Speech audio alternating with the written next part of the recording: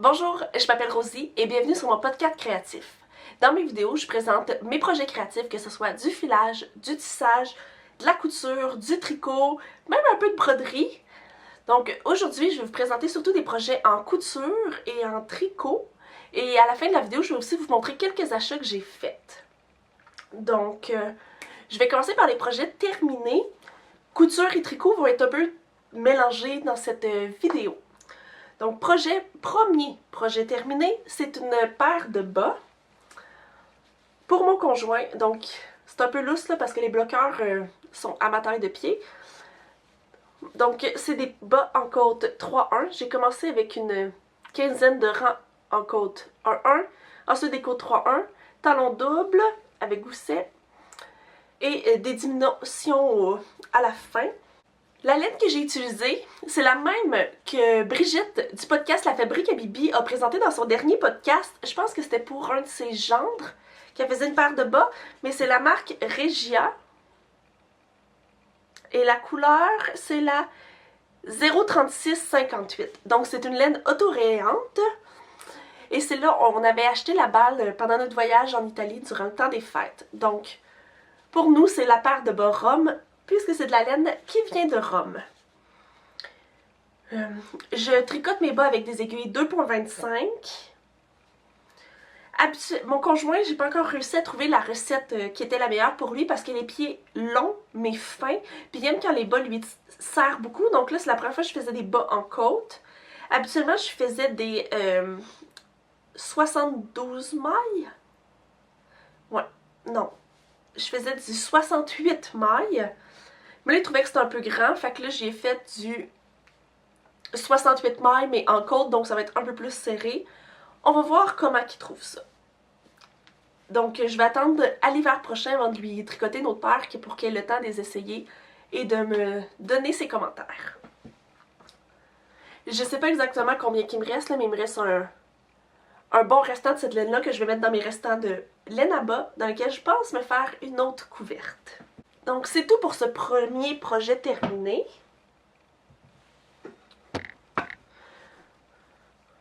Je vais continuer dans le tricot. Deuxième projet terminé, c'est un chandail. Comme ça. Un petit t-shirt que j'ai tricoté en coton. Je l'ai fait sans patron. Et la laine, c'est quelque chose que j'avais dans mon stash, là. En ce moment, je suis vraiment dans l'objectif de passer ce que j'ai déjà avant d'acheter quelque chose de nouveau. Donc, j'avais du coton blanc, gris. Sûrement le genre de coton qu'on utilise pour faire des guenilles, là. Donc, c'est un coton qui est assez lourd, mais j'en avais juste une balle. Donc, voici le chandail que j'ai réussi à faire, qui est un chandail assez large, mais aussi assez court. J'aime quand même quand mes chandails sont assez larges, là. Je vais aller voir qu'est-ce que j'ai écrit sur ce chandail dans mon cahier de notes. Tricot. Parfait. Donc, c'est de la laine de coton que j'avais acheté chez Rossi. J'ai commencé en montant 110 mailles. Et j'ai pas écrit la taille d'aiguille. Ah oui, avec des aiguilles 4,5 mm, 110 mailles. J'ai fait des côtes 1-1 pendant 5 rangs. Et ensuite, j'ai divisé, pour faire mon raglan, 5 mailles pour chaque épaule et 50 mailles pour le devant et le derrière. Et pour faire le raglan, j'ai fait des jetés un rang sur deux. Donc un rang, je faisais 4 jetés aux 4 raglans. Le rang suivant, je tricotais droit sans augmentation. Ensuite, 4 augmentations en jetés. Donc les jetés un rang sur deux, ce qui fait quand même un beau détail de petits trous, ce que je trouve qui fait quand même bien. Donc j'ai tricoté tout le chandail. Et là, je voulais me rendre au maximum de ma laine pour que ce soit le plus long possible. Donc, avant de finir le bas du chandail, je suis venue faire 5 rangs de côte 1-1 sur les bras pour finir les manches. Et j'ai tricoté tout le chandail jusqu'à temps qu'il m'en reste une longueur pour rabattre mes mailles. Et là, avec un crochet, je suis venue défaire 4 rangs et reprendre pour pouvoir pour les tricoter à l'envers pour venir créer mes côtes finalement après coup avec un crochet. J'ai vu par la suite dans une vidéo quelqu'un qui disait que les chandail en coton prenait pas très bien les côtes. Et je trouve que c'est quand même vrai, là. Mes côtes retroussent un peu. Mais je l'ai porté hier pour la première fois, par-dessus une robe, parce qu'il est vraiment court, là. Il arrive environ à mon nombril. Mais j'ai plusieurs robes à bretelles spaghetti pour l'été, mais je suis pas à l'aise de les porter au travail avec rien sur les bras, donc ce genre de chandails-là sont vraiment parfaites pour ces robes-là. Et j'ai trouvé que ça tenait quand même bien. Si ça me dérangeait pas trop que ça retrousse, je trouvais que ça fitait bien avec le style de robe qui était plus cintré à la taille, puis qui prenait un peu plus de volume après, donc ça m'a pas trop dérangé. La seule chose, c'est que j'ai rentré mes fils, mais mon fil de fin a déjà sorti, et il était très court, là. Il me restait même pas 10 cm à la fin. Donc je pense que je vais prendre un fil à coudre, puis je vais venir le coincer en faisant une couture pour terminer mon chandail. Donc c'est la première fois que je tricotais un vêtement en coton. Je trouve que c'est assez lourd, mais hier j'ai quand même trouvé ça très confortable. Il faisait assez chaud à Québec, mais j'étais bien. Donc je suis quand même très satisfaite de ce chandail. Et j'ai l'impression qu'il était gratuit parce que ça faisait longtemps que j'avais acheté la laine. Puis c'était une balle, c'était comme une grosse balle de laine que j'avais acheté chez Rossi d'une marque que je connaissais pas. Mais je suis très satisfaite de ce chandail. Là, le dos du chandail monte un peu plus haut que le devant parce que j'ai bloqué mon chandail. Et je suis venue l'étendre en faisant une petite différence pour pouvoir bien distinguer le devant du derrière du chandail. Donc, c'est tout pour les projets terminés du côté du tricot.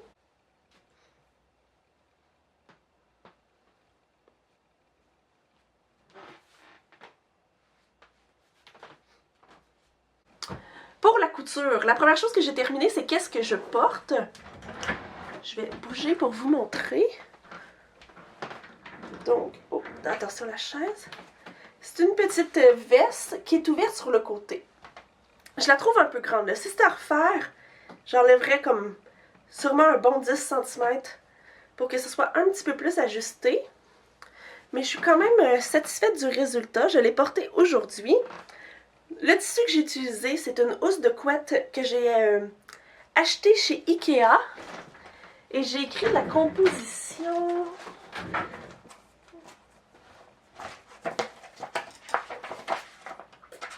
« 65% coton et 35% lin. » Donc, j'ai fait un billet que je suis venue cacher au col. La même chose pour les amanchures. Sur le côté, il y a un billet qui vient prendre les petits cordons. Pour le volant, j'ai fait un double rentré plus mince sur le côté et un plus épais sur la fin.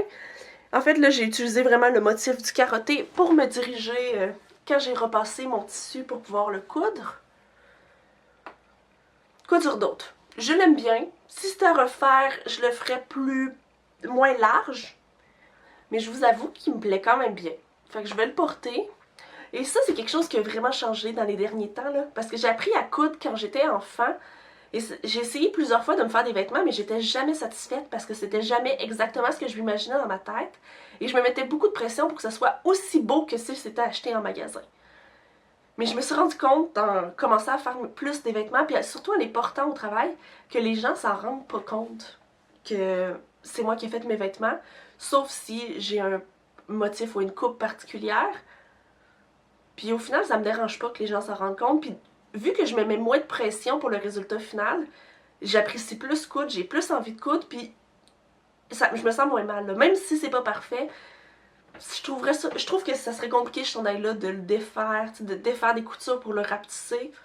Fait que je vais le porter comme ça, puis si un jour ça me tente plus de le porter, je le donnerai à quelqu'un d'autre, ou je le rangerai, ou... C'est pas grave, là. Ça me dérange vraiment plus. Mais je voulais en profiter vous parler en vous parlant de couture, pour vous parler une des astuces que j'ai. Là, je suis en processus de créer un peu mes propres patrons, donc à chaque fois que je fais un chandail, j'améliore un peu ou je modifie. Tu sais, j'essaie de voir pour me faire le patron qui me convient le mieux. Et pour faire mes patrons, j'utilise un papier de plastique. Là, c'est sûr que c'est transparent, là, on voit pas très bien. Donc, finalement, c'est une feuille de plastique transparente. sur lequel je viens tracer un crayon marqueur comme les Sharpies. Et ensuite, je viens découper. Et cette pellicule de plastique, c'est une feuille de plastique transparente que j'ai achetée dans une quincaillerie. Donc, c'est un immense rouleau de papier transparent, là, assez épais pour pouvoir le réutiliser.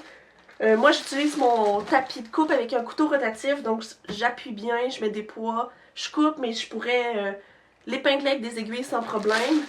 J'en ai vraiment beaucoup pour pas si cher, donc c'est du plastique qu'on peut utiliser pour protéger le sol lorsqu'on peinture, mais je prends pas celui-là qui est le plus mince, mais un qui est plus épais pour m'assurer que je puisse réutiliser mes patrons de fois en fois.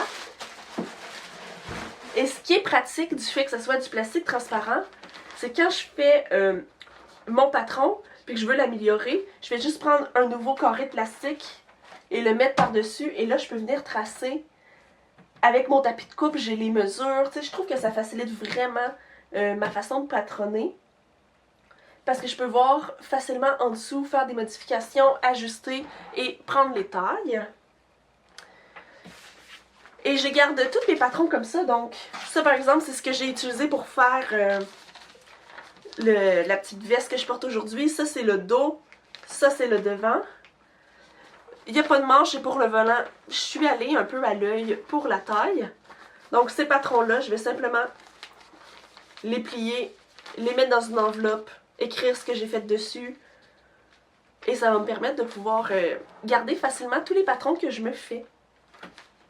Donc, si vous êtes aussi une couturière et que vous seriez intéressé, c'est un autre podcast de couture que j'avais vu qui utilisait cette astuce-là, mais je me rappelle plus du nom de la youtubeuse.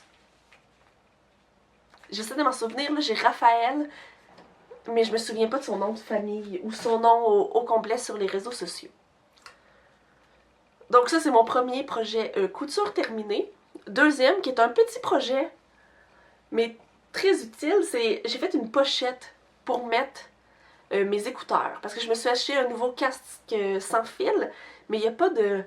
Il vient pas avec un étui ou un case ou une pochette pour le protéger de la poussière. Donc je me suis fait une petite pochette comme ça, doublée, avec l'espace pour le refermer. C'est simple, facile et efficace.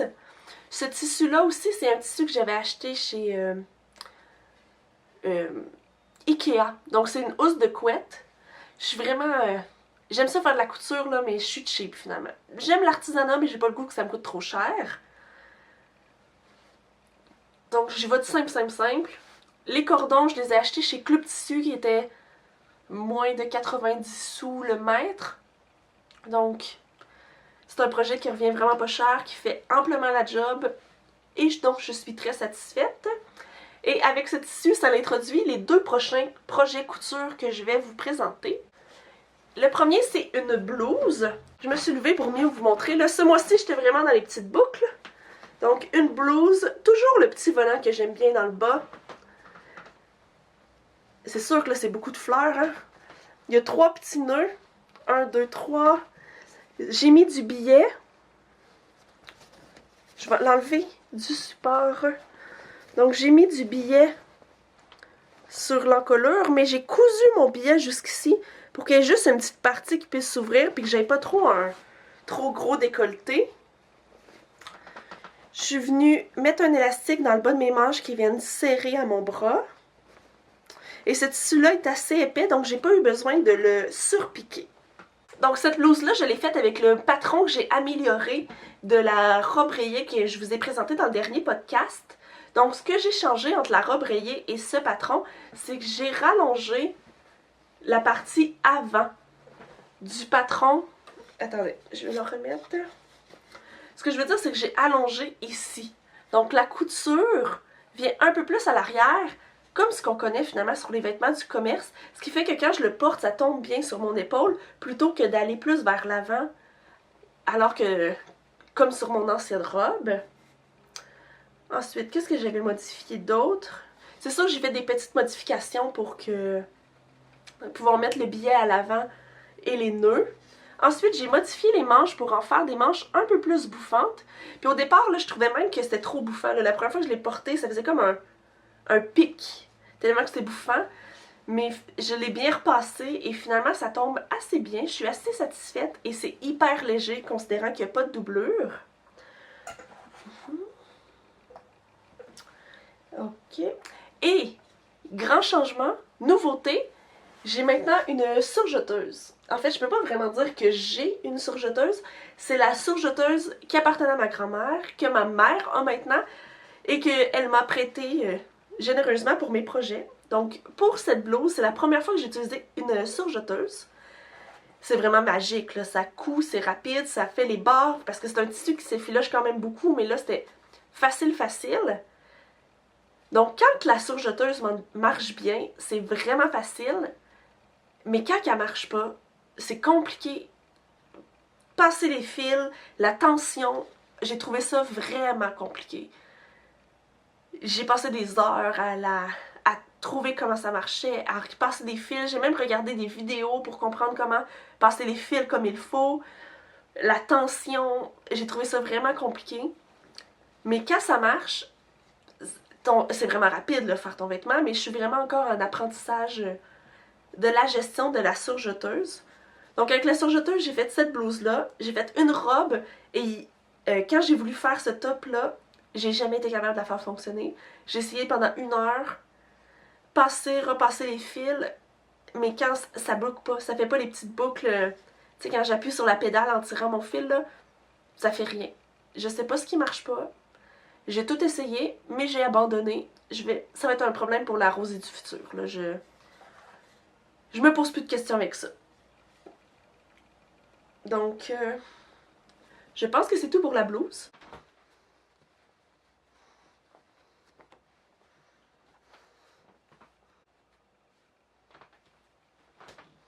C'est quand même un motif dans ta face, mais ça me plaît vraiment beaucoup. Mais j'ai poussé un peu plus loin en faisant une robe. Je vais vous la montrer. Je trouve que la robe, ça exagère un peu sur le motif. Donc le haut est relativement pareil, mais j'ai essayé de modifier la manche pour la faire un peu moins bouffante.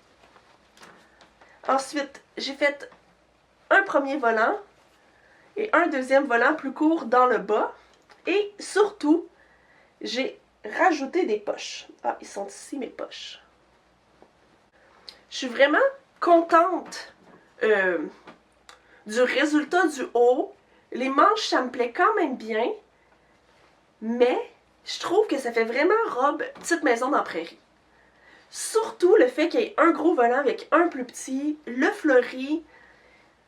Je suis pas convaincue. Je vous avoue que tout ce que je vous ai présenté jusqu'à maintenant, je l'ai au moins porté une fois, là.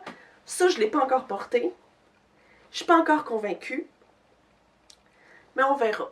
Et les poches sont un peu trop basses, donc disons qu'il va falloir encore que je travaille un peu sur mon patron. Mais on verra. Aussi, pour ce projet-là, c'était la deuxième fois que j'utilisais la surjeteuse. C'est magique, la surjeteuse, là. Ça va full vite. Là. En plus, c'était déjà tout installé. J'utilisais le même tissu. C'était facile. Mais j'ai fait une erreur. Et faire une erreur à la surjeteuse, c'est pas la même chose que faire une erreur à la machine à coudre. C'est pas aussi facile à découdre puis à refaire. Qu'est-ce qui m'est arrivé? C'est quand j'ai cousu la partie du haut avec le premier volant, pendant que je cousais, mon tissu du haut... Attendez, je vais essayer de vous montrer, là. Mon tissu du haut s'est plié et est venu se prendre dans la couture. Mais là, c'est pas juste une couture à défaire. Le tissu s'était coupé. Donc, il y a certains endroits là, qui manquaient 1 ou 2 cm. Et fait que ça a été du trouble. Là. Je suis venue tout découdre la partie du dos, remonter un peu. Donc, finalement, ma jupe arrive un peu plus haut dans mon dos. Et je suis venue toute recoudre à la surjeteuse. Donc, j'ai réussi à faire quelque chose que je trouve qui est quand même satisfaisant. Mais ça fait un peu une courbe comme ça dans le dos pour pouvoir reprendre mon erreur. Disons que je vais avoir appris de mes erreurs, puis je vais faire très attention les prochaines fois que je vais utiliser la surjeteuse. Mais j'ai compris qu'à chaque... que c'est jamais tout noir ou tout blanc. C'est vraiment plus rapide la chuchoteuse, mais quand tu fais une erreur, c'est pas mal plus long et plus compliqué corriger tes erreurs. Ouais. Dites-moi si vous trouvez que ça fait trop petite maison en prairie. Est-ce que c'est correct pour que je porte ça au travail? Considérant que mon travail, je peux porter un peu ce que je veux tant que je me sens pas trop dénudée. Mais je trouve que c'est quand même dans ta face. Je suis curieuse de savoir ce que vous en pensez.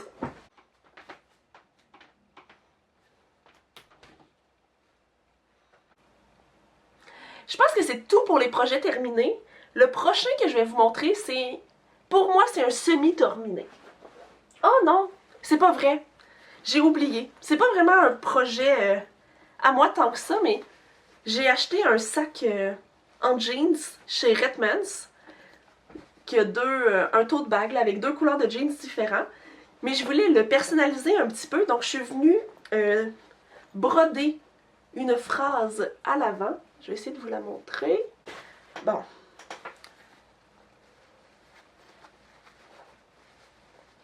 Bon, je pense que ça va être le mieux que je vais être capable de vous la montrer. Mais c'est une phrase en italien. Nessuno mi pettina bene come il vento. Donc, personne me coiffe aussi bien que le vent. C'est une phrase que j'avais vue à Rome. J'ai l'impression qu'à chaque podcast, là, je parle vraiment beaucoup de mon voyage. Mais on dirait que vu que c'est arrivé dans le temps des fêtes, ça m'inspire encore beaucoup. Puis vu que j'ai acheté de la laine, je risque de vous en parler pendant encore un bout.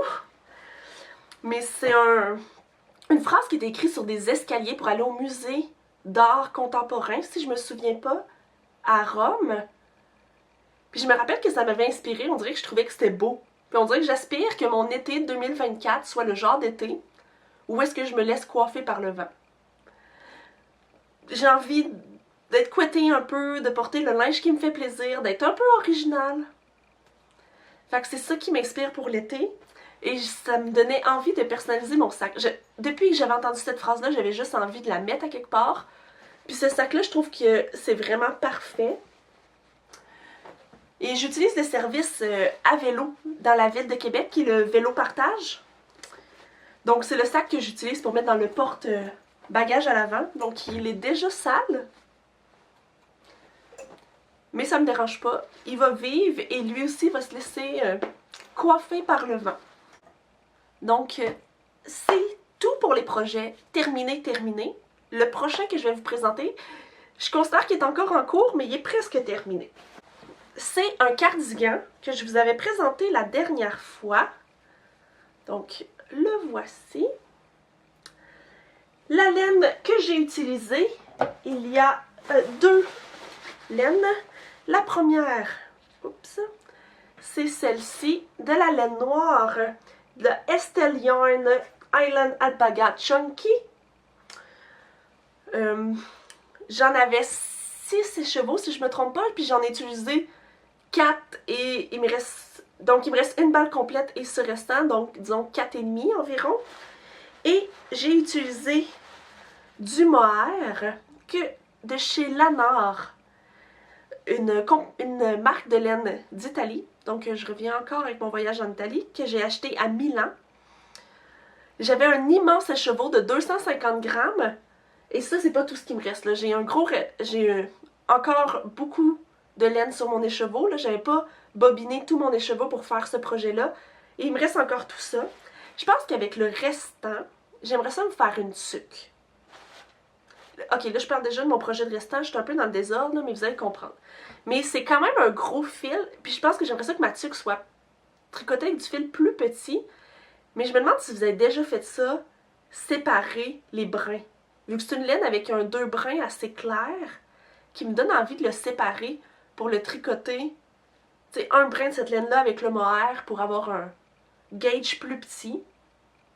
Si vous avez déjà fait ça, là, je serais curieuse de savoir comment vous avez fait, puis si ça a donné un bon résultat.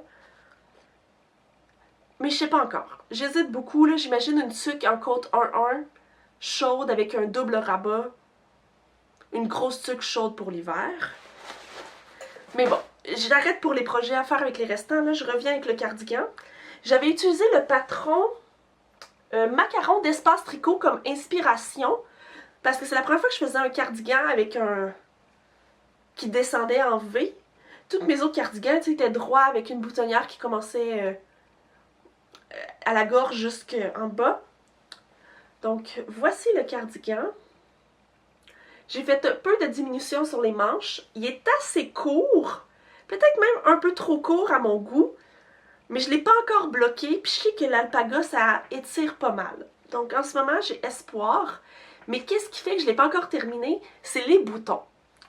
Quand je me suis préparée à faire la boutonnière, je suis allée voir dans une boîte de boutons que j'ai, qu'on m'a donné avec des vieux boutons pour trouver des boutons qui me convenaient.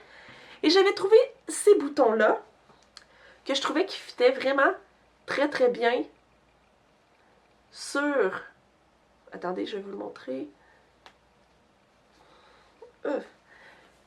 J'avais trouvé ces boutons-là qui fitaient vraiment très très bien sur mon tricot, mais il était un peu sale. Fait que j'ai pris une petite brosse avec du savon pour les nettoyer, mais il reste sale. Je trouve que le fini est pas beau, puis je trouve ça plate d'avoir un aussi beau chandail avec des laines que j'aime vraiment beaucoup, mais des boutons qui me plaisent pas. Donc aujourd'hui, je suis allée chez Fabricville et j'ai acheté des nouveaux boutons qui sont comme ça. Un peu noirs, un peu gris, qui sont brillants, qui ont comme un mouvement dedans, je trouve, une certaine brillance comparativement à l'autre qui était un peu plus mat dans sa couleur et surtout uni. Donc je pense que ça va faire vraiment très très beau avec le chandail. Puis je trouve que les changements de couleur, tu sais, il y a du gris un peu plus foncé, du gris un peu plus pâle avec les reflets. Ça va faire beau avec la différence, tu sais, un peu, le gris qui est un peu différent entre le chandail et le mohair. Donc, mon intention, c'est de coudre les boutons avant de le bloquer parce que je veux pouvoir le bloquer avec les boutons fermés pour qu'il prenne vraiment bien sa place. Et je vais essayer de le rallonger un petit peu, là. J'aimerais peut-être ça qu'il gagne 3, 4, 5 cm de longueur, là, parce qu'en ce moment, je trouve qu'il est un petit peu trop crop à mon goût. Mais sinon, je sais pas ce que je vais faire. Je commence par essayer ça, puis s'il y a des problèmes, je me poserai des questions plus tard. Donc, c'est tout pour ce cardigan qui n'est pas officiellement encore fini. Donc, je considère que c'est le premier projet en cours que je vous présente aujourd'hui. Et on s'entend que là, c'est l'été. On est aujourd'hui le 6 juin. Là, je pense pas que je vais le porter bientôt, ce cardigan-là. Mais j'ai très très hâte de le porter. Deuxième projet en cours que je vous ai déjà présenté, c'est un foulard que je fais aussi avec un patron d'Espace Tricot qui est le European Road Trip, avec de la laine, encore une fois, achetée en Italie à la boutique Lanor à Milan. Donc la boutique Lanor, c'est une boutique qui vend et qui produit sa propre laine. Donc la boutique Lanor vend la laine de la marque Lanor. J'avais acheté un immense écheveau de 500 grammes de cette laine-là, qui est un mélange avec de la laine, du mohair et du polyester. Et j'ai déjà fait un chandail, et là je me fais un foulard. Donc, c'est le foulard European Road Trip de Espace Tricot. C'est un foulard qu'on commence à la pointe ici, qui est tricoté en jersey, donc un rang droit, un rang vert. Il y a des augmentations d'un seul côté. Ensuite, on tricote de façon droite, là on s'entend qu'il roule sur les côtés, là.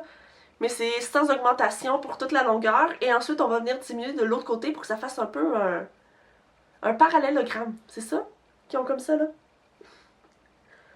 Un losange sur le côté. Ma géographie est loin un peu. Pas ma géographie, ma géométrie. Bon, ça va pas bien. Donc, celui-là, je l'ai seulement fait... je l'ai amené à un tricot jasette à la boutique Cœur de Maille. C'est la première fois que j'allais au tricot jasette de la boutique et j'aimerais vraiment ça, aller à plus de tricot jasette parce que je trouve que l'artisanat, c'est un passe-temps que je pratique beaucoup seule. On dirait que j'ai envie de vivre ma passion avec d'autres personnes qui ont les mêmes passions que moi. Donc je l'avais amené à ce tricot jasette-là et j'ai fait du petit marqueur jaune jusqu'ici en une soirée et je ne l'ai pas retouché depuis. Si vous connaissez d'autres événements style tricot jasette dans la ville de Québec, je serais curieuse de savoir vous auxquels que vous allez parce que j'aimerais ça avoir plus d'événements comme ça, plus qu'une fois par mois, c'est ça. Donc, Ce projet-là n'a pas beaucoup avancé, mais on s'entend comme tous mes autres projets d'hiver, c'est pas bientôt que je vais les porter. Il me reste 2 projets en cours que je vous avais jamais présentés. Le premier, c'est une paire de bas que j'ai commencé hier. Là, je l'ai à peine avancé. J'ai juste fait ça. J'ai fait 15 rangs de côte 1-1 et ensuite j'ai tricoté à l'endroit en cercle. Je les tricote avec des aiguilles 2.5, mais habituellement je tricote mes bas avec des aiguilles 2.25. Parce que cette laine-là est un petit peu plus grosse. C'est de la laine de drop. Comme ça, Delight. Qui est un mélange 75% laine, 25% polyamide. Et qui a 175 mètres pour 500 grammes. Non, pas 500 grammes, 50 grammes. Donc c'est un peu plus gros que la fingering que j'utilise habituellement, qui est plus du 100 grammes, 400 mètres ou 410 mètres. Et surtout, c'est un single ply. Il n'est pas retordu avec quoi que ce soit d'autre. Fait que c'est la première fois que j'utilise de la laine de ce type-là pour me faire des bas. Donc j'imagine que ça va feutrer un peu. Mais je sais pas trop. Mais je trouve que les couleurs sont vraiment très très belles. Et j'ai 2 balles comme ça pour faire mes bas. On verra bien ce que ça va donner. Mais on dirait que ça me fait du bien de tricoter des belles couleurs. Et surtout des bas qui vont être moins longs que les pieds de mon chum. Et le dernier projet en cours, c'est un chandail que je ne vous ai pas encore présenté. Ok. Donc, je vais vous le montrer pour commencer. Donc, voici de quoi ça a l'air jusqu'à maintenant. C'est quand même illusion optique un peu, là. C'est intense. Je le parlais avec une de mes amies, puis j'essayais de décrire que finalement, c'est rayé à la verticale et rayé à l'horizontale. Puis là, mon ami est un peu... Il est carotté, ça veut dire. Puis là, j'étais comme, oui, mais non. T'sais, finalement, il est carotté, mais il n'est pas vraiment carotté. Donc, j'ai 4 couleurs de laine que je viens interchanger. Donc, j'ai un bleu poudre. Je peux vous les montrer. Ici, mes 4 couleurs.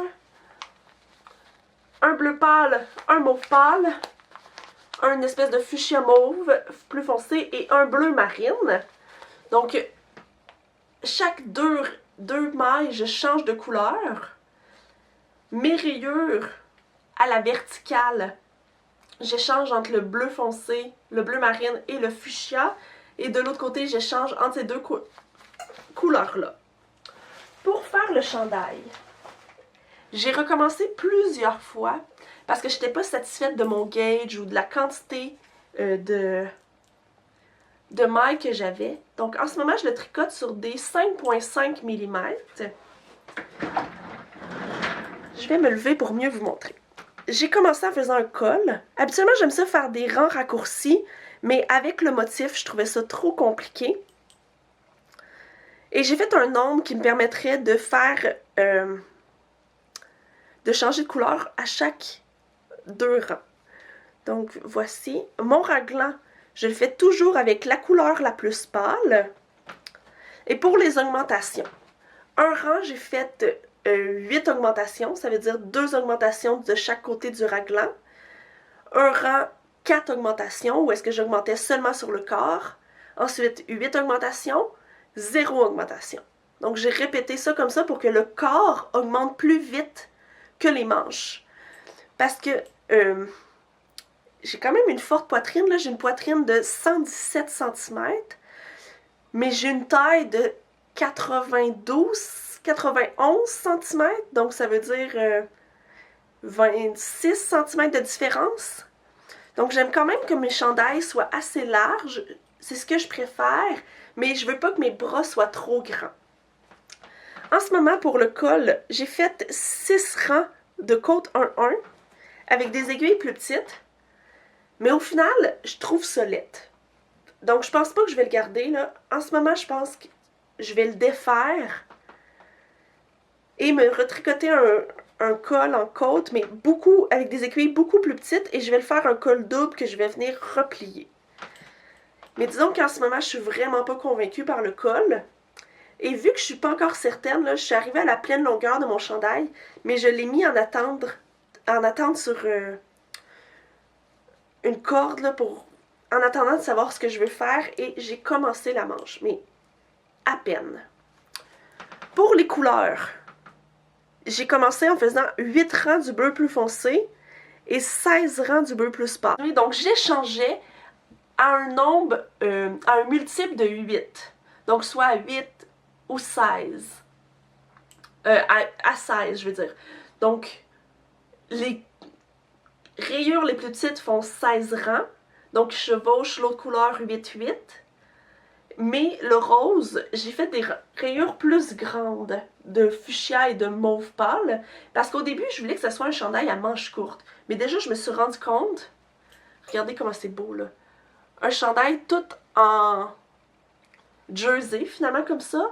Ça va être ben trop chaud pour être un t-shirt. Et j'aurais vraiment plus envie de le porter à chandail à manches longues. Donc, je suis retournée m'acheter d'autres balles. Parce qu'au début, j'avais 2 balles de fuchsia, 2 balles de mauve, 1 balle de bleu pâle, 1 balle de marine.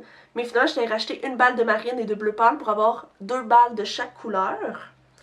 La laine que j'utilise, c'est la Drops Nord, qui est un mélange 45% alpaga, 30% polyamide, 25% laine. J'avais jamais tricoté de l'alpaga, puis j'ai l'impression que dans les derniers temps, c'est juste ça que je tricote. Comme toujours, j'ai pas fait d'échantillon, donc j'ai recommencé quelques fois pour avoir un gauge qui me plaisait. Et je pense bien faire le bas du chandail, le col et le bas des manches avec des couleurs différentes. J'aimerais bien le côté un peu original que ça donne. Et je vais voir aussi avec les restants que j'ai comment je vais organiser tout ça. Je sais pas ce que j'ai à dire d'autre sur ce chandail-là. Je pense que j'ai vraiment fait le tour. Mais vous comprendrez que la forme raglan, c'est vraiment la forme que je préfère pour moi. Parce que je trouve que quand il y a les épaules tombantes, vu que j'ai une forte poitrine, ça fait une espèce de gros pli lettre que j'aime pas. Fait que je fais jamais de chandail à épaules tombantes. Je trouve vraiment que le raglan, c'est qu'est-ce qui me va le mieux. Et j'aime lorsqu'il y a plus d'augmentation sur le corps que sur les manches. Donc souvent, je fais le ratio 1 rang 8 augmentation. Donc 8, 4, 8, 0. 8, ainsi de suite, jusqu'à temps que j'arrive à la profondeur de raglan qui me plaise.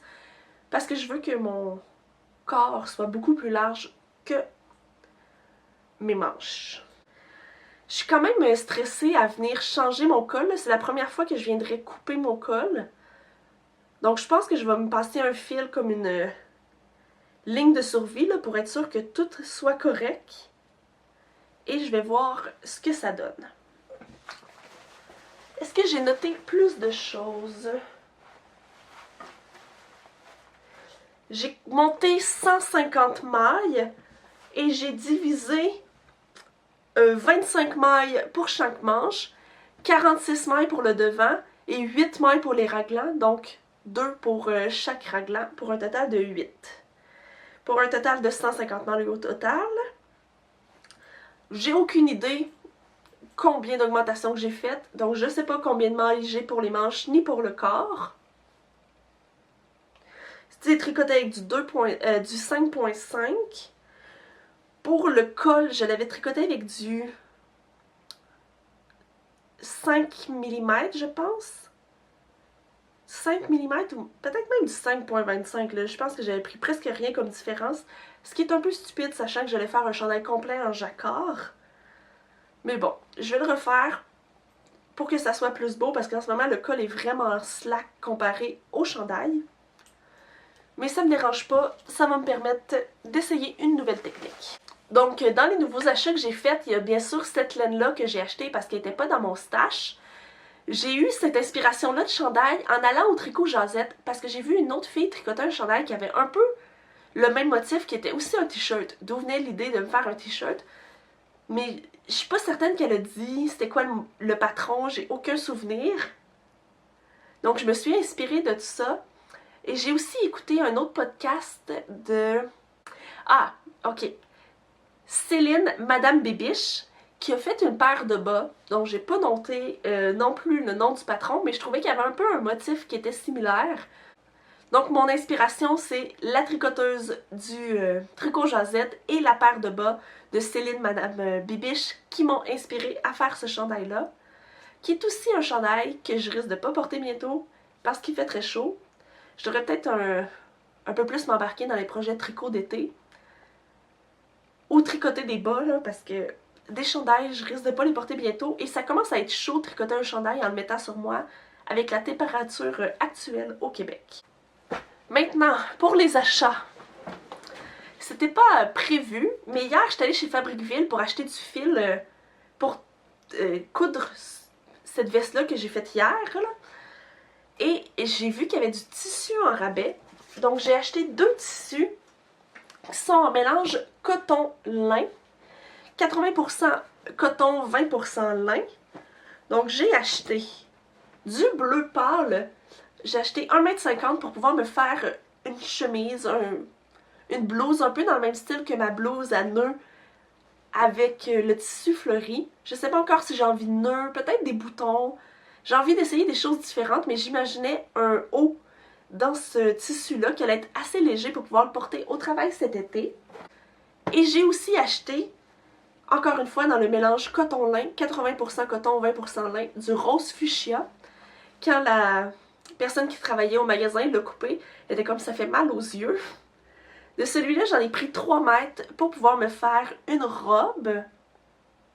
J'imagine une robe avec un peu une forme cache-cœur, mais j'ai vraiment pas envie d'avoir des vêtements qui sont ajustés pour l'été, là. Fait que j'imagine un peu un cache-cœur qui vient se nouer sur le côté, mais qui est pas cintré à la taille. Donc j'aimerais bien la forme qui croise à l'avant sans que ça soit cintré. Donc en ce moment, c'est ça mon inspiration pour cette robe-là, avec des manches courtes bien sûr. Mais je suis consciente que ça risque d'être un peu une robe dans ta face. On voit partout. Mais j'ai vraiment le goût de porter plus de couleurs puis des vêtements plus originaux. Fait que je le fais. Donc hier soir, après avoir fait mes achats, je suis rentrée. J'ai montré ça à mon chum. Puis là, j'ai dit que j'avais hésité finalement pour le bleu en prendre plus parce que j'ai envie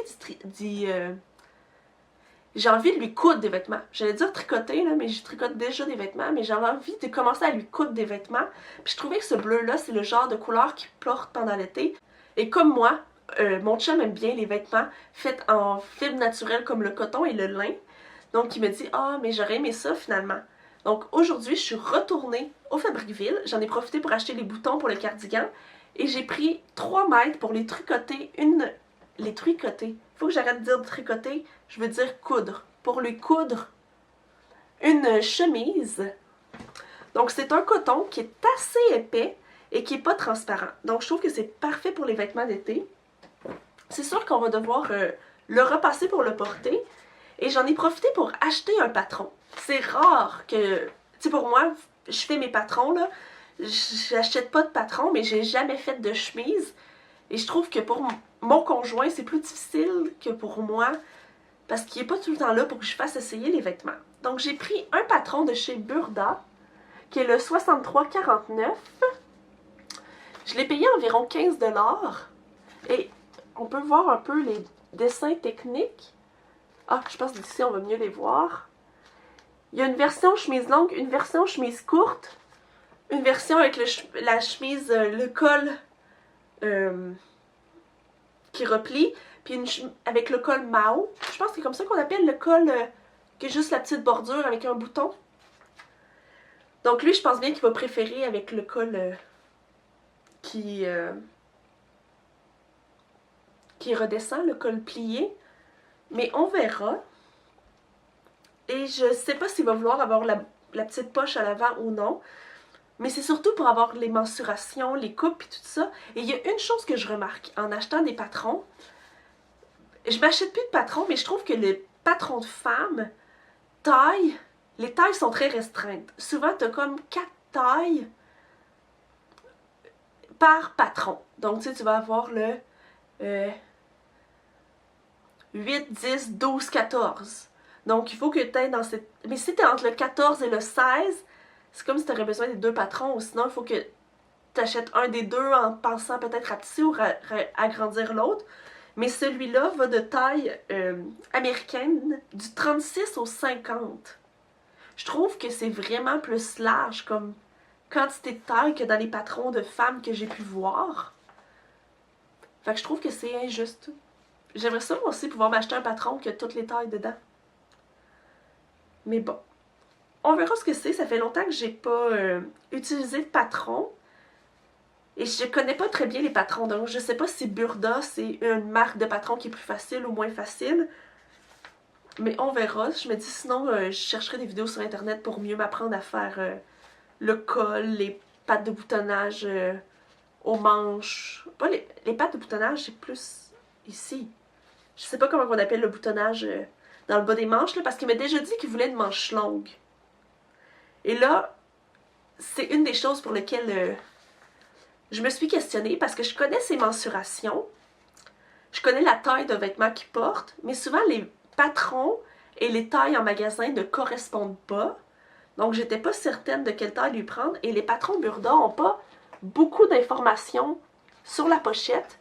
Donc, je savais pas s'il fallait que quelle taille j'y prenne. Mais finalement, je me suis rendu compte que pour les patrons hommes, il n'y avait pas de problème, vu qu'il y a vraiment beaucoup de tailles. Mais là, la plus petite taille, c'est du 36. Habituellement, dans le commerce, ils portent du 36.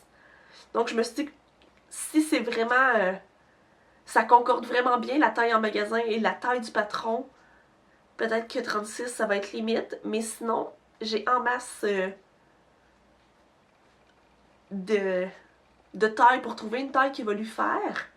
Et pour le métrage, si il prend une taille 36, j'avais besoin de 2 mètres 30. Non. C'est ça la B? C'est la manche longue. Donc 2 mètres 65 pour elle la manche longue. Versus la taille la plus grande qui est une taille US 50. J'avais besoin de 2 mètres 95. Donc je me suis dit, il y a 30 cm de différence entre la plus petite et la plus grande taille. Donc j'ai pris 3 mètres. Comme ça, je suis sûre que ça va rentrer. Et s'il m'en reste un coton comme ça, coton lin, ça me dérangera pas. Je vais trouver d'autres choses pour l'utiliser ou je vais pouvoir l'utiliser dans d'autres projets. Donc je préférais en avoir plus que pas assez. Surtout que le tissu est en rabais actuellement. Donc il était à 6,99 le mètre. Donc pour 3 mètres de tissu, ça l'a coûté 20,97. Et si on rajoute les taxes au Québec, 24 et 11. Donc pour moins de 25 $, avoir une chemise en coton lin, mon conjoint trouvait que c'était acceptable. C'est sûr que là, je dois rajouter le prix du patron, ce que je fais pas habituellement parce que j'ai pas de patron. Mais on s'attend que c'est un patron de chemise. Donc là, on s'est dit, si je l'utilise une fois, c'est environ 15 $ le patron. Donc si je l'utilise une fois, je dois rajouter 15 $ au prix du projet. Mais un patron de chemise, pour lui, je risque de le réutiliser plusieurs fois. Donc ça risque de me revenir de moins en moins cher plus que je vais l'utiliser. Et mon plan avec ce patron-là, c'est d'utiliser les feuilles à l'intérieur, les petits papiers à patron, mais les papiers, c'est de venir utiliser les papiers à patron, mais de mettre mon papier transparent par-dessus et venir le tracer. Comme ça, je vais garder le patron intact. Donc, si finalement la taille, c'est pas celle qui convenait, ou avec le temps, il change de taille, je vais pouvoir réutiliser le même patron, ou pour en faire à d'autres hommes dans ma vie, je vais pouvoir utiliser le même patron pour en faire d'autres. On dirait que je pense à mon frère, parce que mon frère, il a un torse plus long que les vêtements traditionnellement vendus sur le marché. Donc je me dis que ce serait une bonne excuse pour lui faire une chemise plus longue. Mais je sais pas si ça va lui plaire. Et j'ai bien sûr attendu mon conjoint pour choisir les boutons, parce que je sais pas trop quel genre de bouton il va préférer. Et ça, on peut choisir à la fin. Tu sais, la boutonnière, ça va être fait à la fin. Donc je peux faire toute la chemise et on choisira ensemble les boutons. Bon. J'ai l'impression d'avoir beaucoup parlé, mais je pense que j'ai fait le tour de tout ce dont je voulais vous parler. Dans le dernier mois, j'ai à peine avancé le filage. Donc ça, je vous en parlerai une autre fois quand je vais avoir plus avancé sur le filage. Et pour le tissage, j'ai presque rien fait. On dirait qu'en ce moment, j'ai plus envie de coudre des vêtements parce que je me laisse plus d'espace pour faire des erreurs, me pratiquer, parce qu'une fois que je vais être rendue à coudre mon tissu filé, je veux plus qu'il y ait de place à l'erreur. Je veux que ça soit vraiment parfait et je veux pouvoir être en mesure d'utiliser la surjeteuse pour pas que mon tissu s'effiloche, pour que ça reste vraiment parfait et pouvoir porter les vêtements que je vais avoir cousus et que je vais avoir filé le tissu plusieurs années. Bon, j'ai dû faire une pause parce que j'avais plus d'espace sur ma carte mémoire et j'ai dû supprimer quelques fichiers. Mais si vous êtes rendu jusqu'ici, merci beaucoup. Si vous voulez suivre l'évolution de mes projets, je vous invite à vous abonner. Pour m'encourager, vous pouvez commenter, aimer la vidéo, partager. Et si vous voulez me suivre ailleurs, j'ai aussi Instagram et TikTok sur le pseudonyme Rosie c'est moi. Donc merci beaucoup d'avoir écouté ma vidéo et à la prochaine!